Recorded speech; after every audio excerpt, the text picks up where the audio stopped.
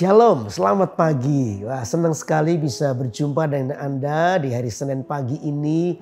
Memulai minggu yang baru bersama dengan Tuhan. Mari kita memulai hidup kita dengan merenungkan firman Tuhan.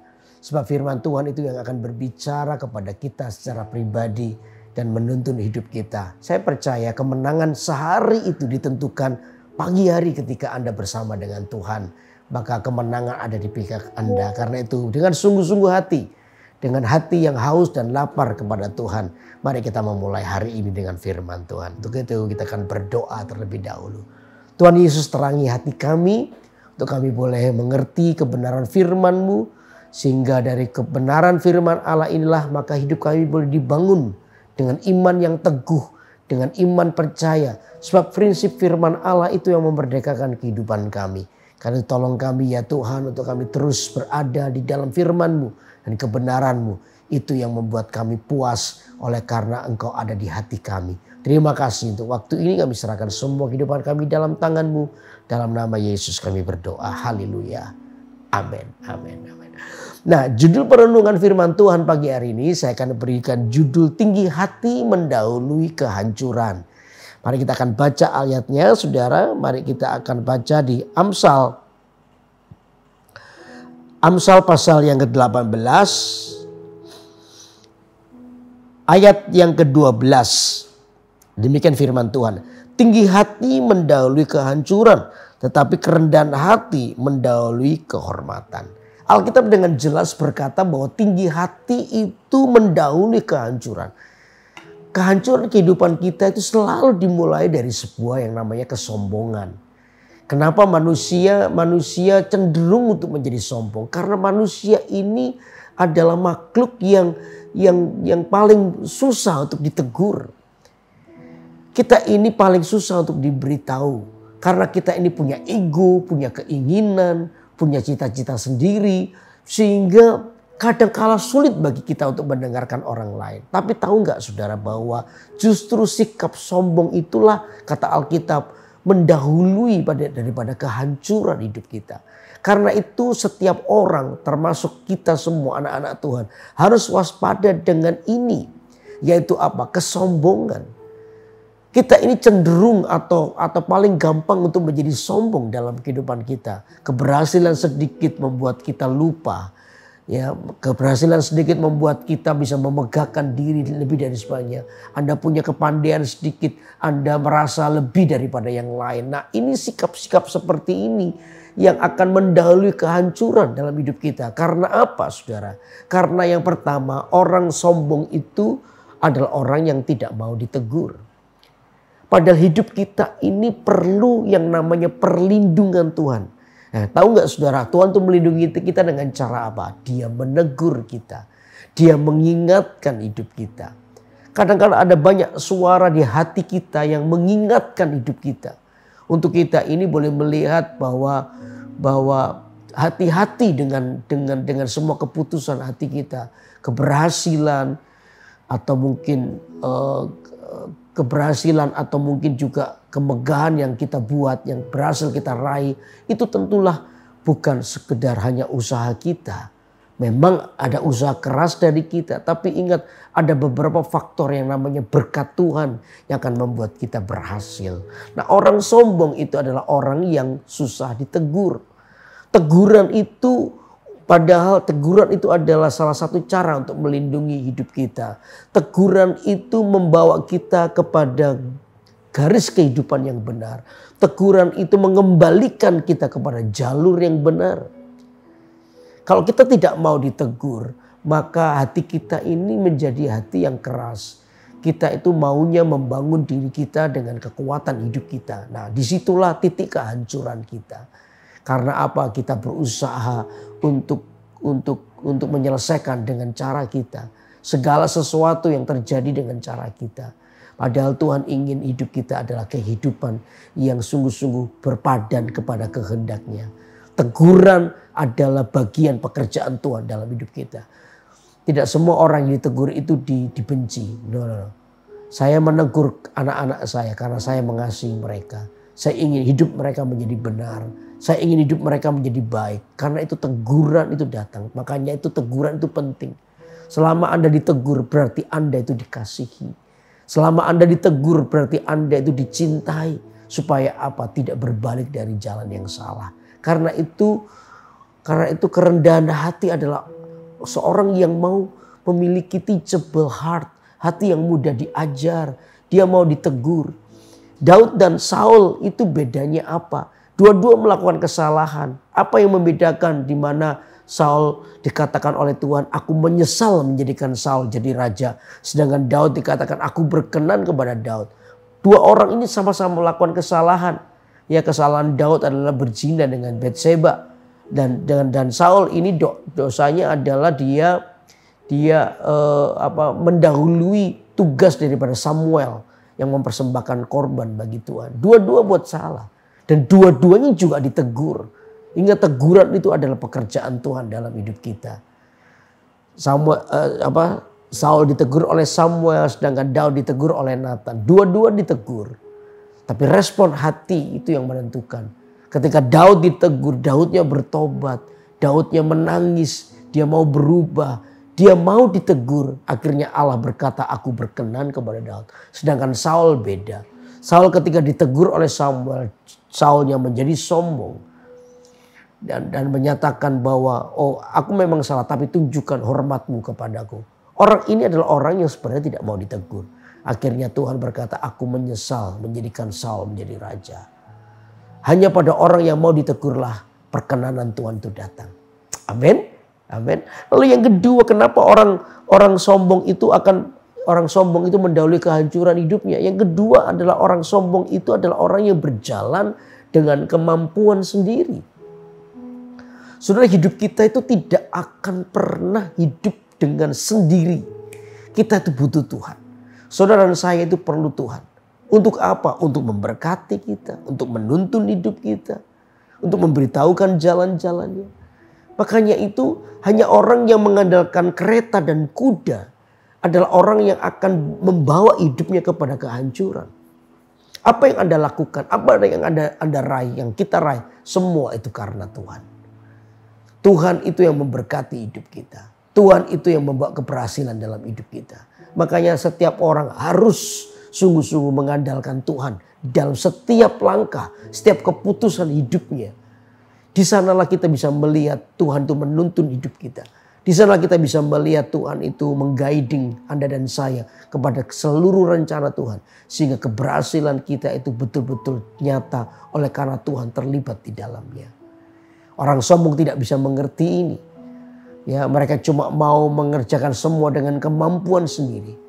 Ketika orang berusaha untuk melakukan sesuatu dengan kemampuan sendiri, maka kehancuran itu menanti hidupnya. Karena itu, saudara, orang yang rendah hati adalah orang yang mengandalkan Tuhan. Orang yang rendah hati adalah orang yang selalu datang di bawah kaki Tuhan dan berkata, tuntunlah hidupku ya Tuhan. Untuk aku boleh berjalan menyenangkan-Mu. Tuntunlah hidupku ya Tuhan supaya aku ini bisa menyenangkan Tuhan. Dalam setiap keputusan hidupku. Di sanalah kita akan bisa melihat Anda hidup bersama dengan Tuhan. Tuhan menjadi kepala atas hidup kita. Atas rumah tangga kita. Sehingga keberhasilan itu selalu menanti hidup Anda. Amin. Lalu yang ketiga, kenapa orang sombong itu mendahului kehancuran hidupnya? Yang ketiga adalah orang yang sombong itu adalah orang yang kurang waspada. Orang yang sombong itu adalah orang yang kehilangan yang namanya kewaspadaan. Kalau kita meremehkan sesuatu karena kita merasa bisa, maka yang kehilangan itu apa? Adalah sikap waspada dalam kehidupan seseorang. Makanya Alkitab selalu berkata berjaga-jagalah. Berjaga-jaga itulah menganggap bahwa jangan anggap dosa itu kecil atau dosa besar. Godaan kecil atau godaan besar. Gak ada. Godaan kecil pun kalau kita gak berhati-hati dengan sikap hati kita itu bisa menjatuhkan kita. Daud pun pernah sombong. Satu hari di mana dikatakan biasanya raja-raja maju berperang, dia tidak berperang. Daud jalan-jalan di atas soto istana. Dia merasa bahwa aku ini menang terus dalam pertempuran. Biar Yoab saja. Dia jalan-jalan di atas soto istana. Disitulah dia dijebak oleh setan. Tiba-tiba dia melihat wanita mandi. Sebenarnya melihat wanita mandi ini cukup jauh jaraknya. Karena Daud itu berada di atas soto istana. Itu letaknya paling tinggi. Untuk melihat orang mandi, ya mungkin gerakan mandi bisa lihat. Tapi tubuh secara detailnya Bathsheba nggak bisa dilihat. Karena apa? Terlalu tinggi. Tetapi karena dia nganggur, karena dia meremehkan suatu sikap berjaga-jaga tidak ada dalam dirinya, maka iblis itu menggodanya. Sehingga Daud jatuh di dalam dosa. Ya, berzina dengan Bathsheba. Karena apa? Dia sombong. Dia merasa bahwa dia menang. Kesombongan itu membawa kita kepada kehancuran. Tetapi sikap rendah hati, selalu berjaga-jaga, selalu waspada, itu akan membawa kita kepada kehormatan. Karena itu dengan jelas hari ini kita belajar jangan sombong menghadapi apapun. Belajarlah untuk berkata segala pujian, segala hormat, segala kemuliaan itu untuk Tuhan.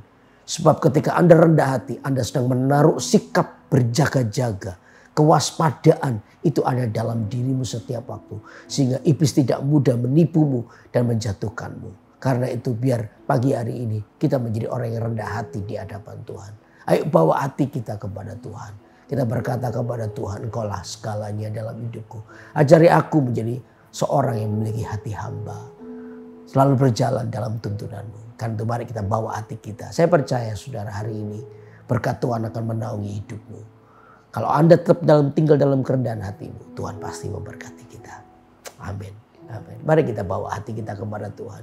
Kita nyanyikan pujian ini. Haleluya. Kau bukan Tuhan yang melihat rupa, Kau bukan Tuhan yang memandang harta. Amin. hati hamba yang selalu kau cari. Biar kau temukan di dalamku. Selama ku hidup, ku mau menyembahmu. Sebab engkau sangat Arti bagiku yang terbaik yang ada padaku. Amin. ku persembahkan kepadamu. Kau bukan Mari kita bawa hati kita kepada Tuhan pagi ini. Dengan kerendahan hati kami taruh hidup kami di hadapan-Mu ya Tuhan. Kau yang melihat hati hamba di dalam hidup kami. Kami serahkan seluruh hidup kami dalam tangan-Mu pagi ini. Yang selalu Kau cari. Biar Kau temukan di dalamku. Selama ku hidup, ku mau menyembahmu. sebab engkau Sangat berarti bagiku. Terbaik yang ada padaku. Persembahkan kepadamu, Yesusku.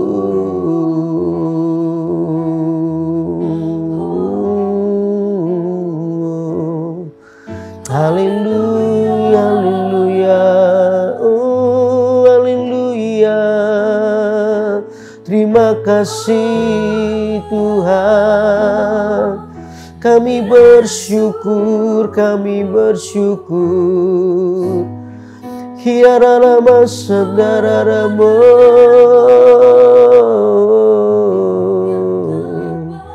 Terima kasih Tuhan. Mari kita serahkan hidup kita kepada Tuhan. Sebab Dia Allah yang sungguh-sungguh ingin memimpin hidupmu. Dia ingin menuntun Anda dan saya kepada kemenangan bersama dengan Kristus. Karena tetap jaga hati, miliki hati yang rendah hati di hadapan Tuhan. Sebab disitulah letak kemenanganmu, disitulah letak kehormatan yang Tuhan akan berikan dalam kehidupan saudara. Karena itu biar pagi hari ini mungkin ada beberapa orang yang lagi mengalami persoalan karena situasi keadaan Anda. Di mana Anda ini sungguh-sungguh ingin keluar dari situasi itu.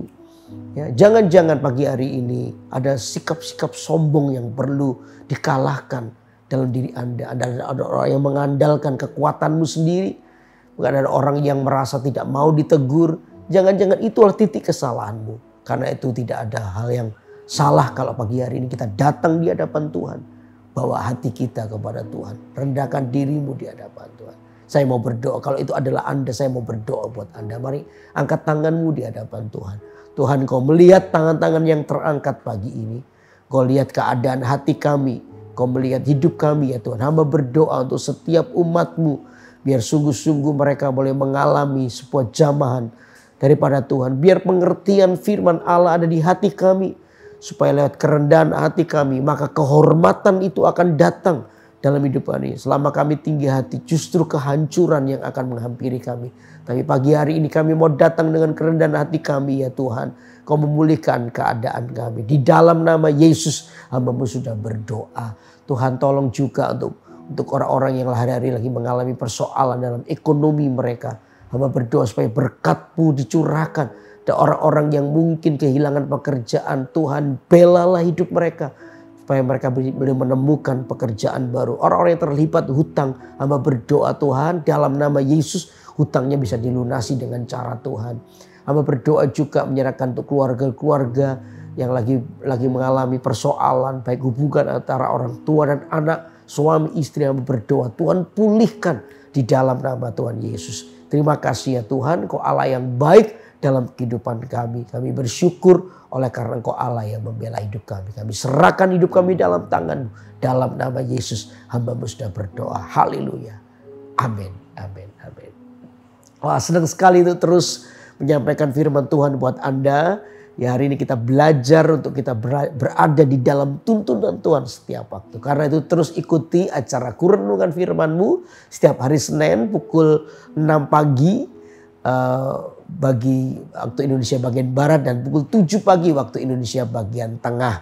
Ya, ajaklah keluarga saudara yang lain untuk ikut mengikuti acara ini. Dan saudara yang belum subscribe, tekan loncengnya supaya Anda terupdate di acara-acara rohani yang akan membangun iman Anda. Karena itu tetap semangat hari ini bersama dengan Tuhan. Sampai jumpa minggu depan. Tuhan berkati. Bye-bye.